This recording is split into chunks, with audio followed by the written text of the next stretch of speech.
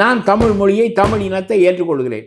தமிழின் தூய்மையை ஏற்றுக்கொள்கிறேன். உனக்கு தெரியாது, நீ சமஸ்கிருதம் கலந்த இசன்னா எழுத்தை உன்னுடைய பெயருக்கு முன்னால் எழுதுகிறாய். நீ என்ன தமிழ் தெரிந்தவன்? எந்த மெய்யெழுத்தாவது தமிழில் முதலில் வருமா?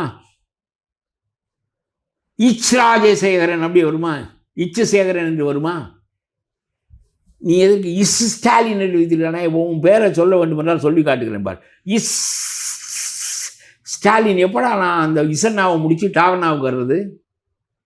இந்த மூச்சு வாங்குகிற வேலை தமிழனுக்கு வேண்டாம் என்பதற்காகத்தான் தொண்டைக்கு மேலே இருந்து ஓசையை கொண்டு வந்தார்கள் தமிழர்கள்.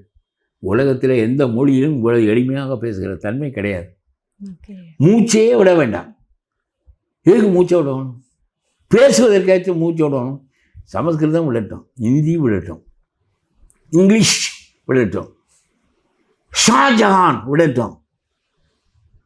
என்ன எதுக்கு நாம் விட வேண்டும்? உனக்கு தமிழே தெரியாது, தமிழின் அடிப்படையே தெரியாது. தமிழை சொல்லி நீங்கள் பிழைப்பு நடத்துகிறீர்கள். நான் 20 வயதிலிருந்து தனித்தமிழ் இயக்கத்துக்காரன். தமிழில் சமஸ்கிருத சொல் கலக்கக்கூடாது என்று கருதுகிறவன். அதனாலே இன்றைக்கு வரையிலும் நாம் சமஸ்கிருத இசுடாலின் என்று தான் நான் எழுதுவேன்.